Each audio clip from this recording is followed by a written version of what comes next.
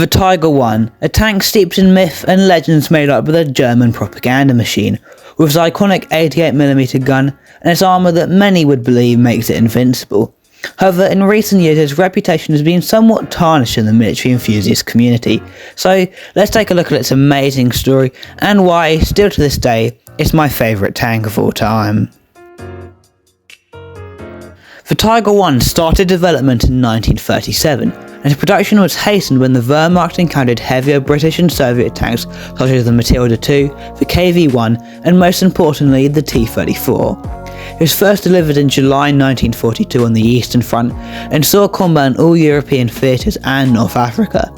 It proved to be an effective defensive tool, but by late 1944 it was made vulnerable by Allied upgunning such as the T-34-85 and the Sherman Firefly.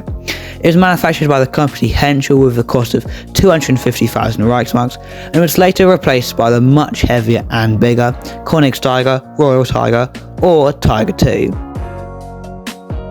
Compared to other tanks at the time of its appearance in the German military, the Tiger I was an absolute monster of a machine, in contrast to the heaviest Russian counterpart tanks, the KV-1, which many German guns struggled to destroy. It was completely dwarfed at 42 tons compared to the Tiger I's 54-ton weight. The main reason for this is its armour, with 100 to 120mm of frontal armour and on the turret mantle, and then 80 to 100mm on the sides of the turret and the hull.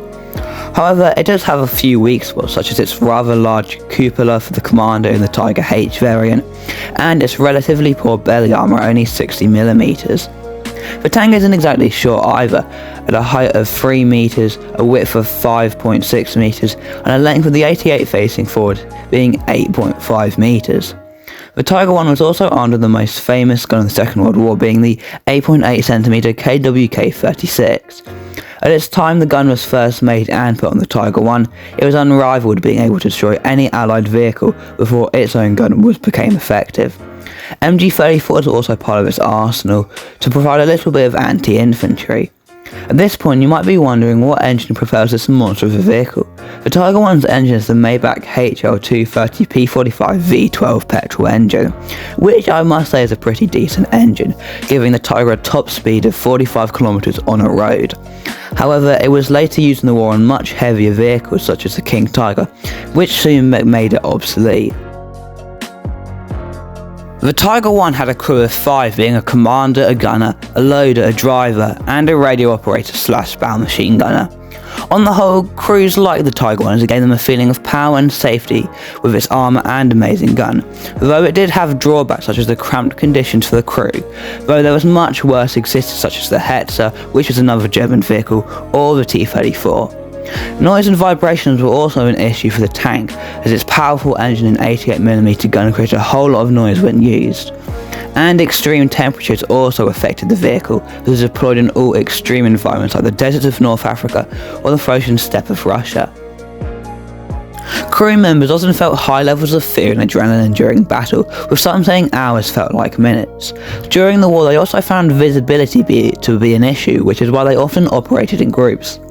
Being in a group also helped the Tiger with the mechanical issue that it was prone to breaking down, which left you vulnerable to enemy fire or flanking manoeuvres if you were alone.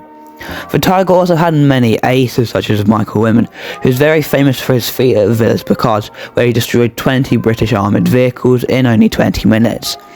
However, many of them are a bit overblown and aren't as good, and it also shows the flaws of the Tiger later in the war, as Wittmann himself was killed by a Sherman Firefly.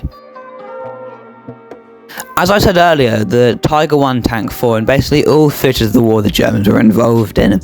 It served under many generals in many environments, such as under Irwin and Rommel in North Africa, or under the many generals that were deployed in the Eastern Front.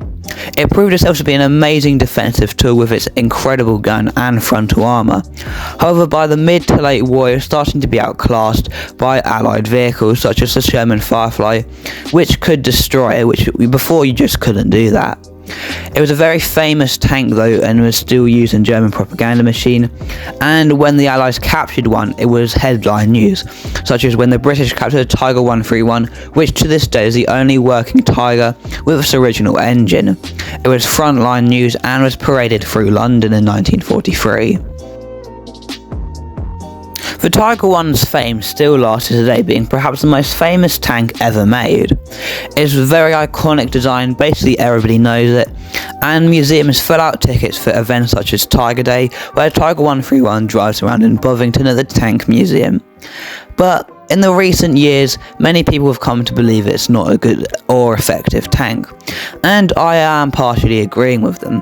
It is a massively overhyped vehicle, with many thinking it's invincible when it really isn't, and by 1943, Allied upgunning was starting to beat it.